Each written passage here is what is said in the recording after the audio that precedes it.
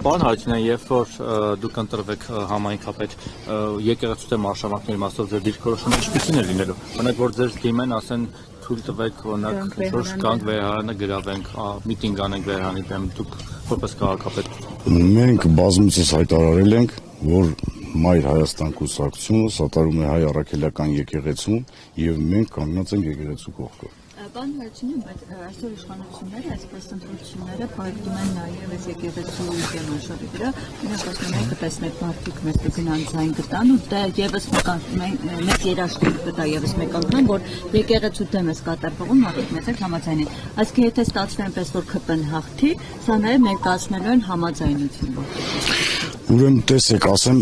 մենք Մայր Հայաստան կուսակցությունով վաղաշաբաթ խոշորացված համայնքում արել ենք ստորագրահավաք, աջակցություն հայ առաքելական եկեղեցու եւ բնակչության 90% եւ ավելին կանգնած է եկեղեցու կողքը։ Եթե հավաք լինի, ամեն դեպքում չեք արտոնի։ Իհարկե ոչ։ Որ սկսեմ ձեր դեմ օրինակ շրջանշումներ բանաստալ է դեպքում։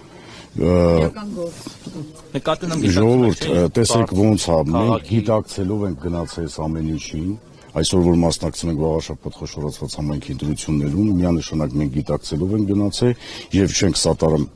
նրանց, ովքեր որ պիտի հարձակում կատարեն հայ առաքելական եկեղեցու դեմ։ Այսինքն պատրաստ եք նաեւ նրան, որ եթե ընտրվեք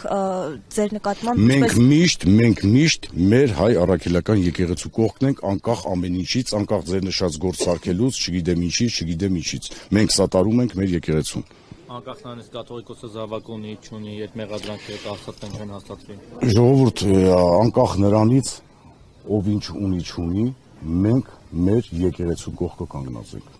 Ես չեմ կարծում, որ պետք է ինչ-որ անձնական նայել այդ հարցին։ Իսկ միգուցե հարցը կտրվում է ներողություն առաջինացած կոալիցիայի հետ կապված դուք ընդդիմադիր որ դաշտի հետ եք որ ուժերի հետ եք պատրաստ կոալիցիա կազմել։ Մենք նշել ենք այն ուժերը, որոնք իրականում ընդդիմադիր են,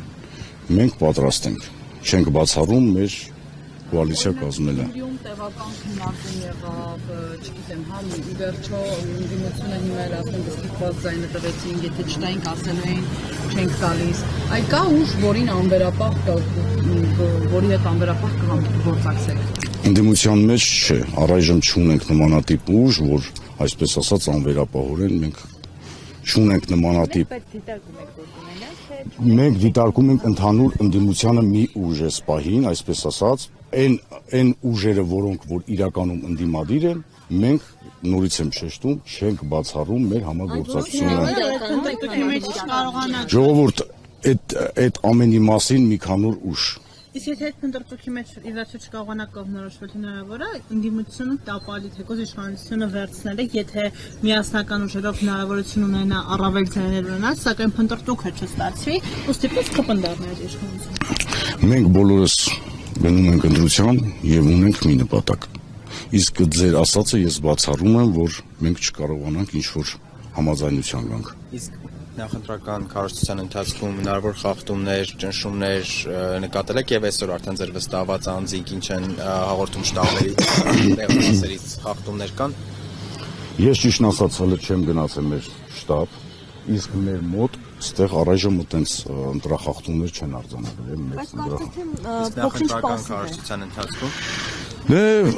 պասիվը չեմ կարող ասեմ, պասիվ է թե չէ, օրը նոր է բացվել, ցույց կտա էլի ժամանակը։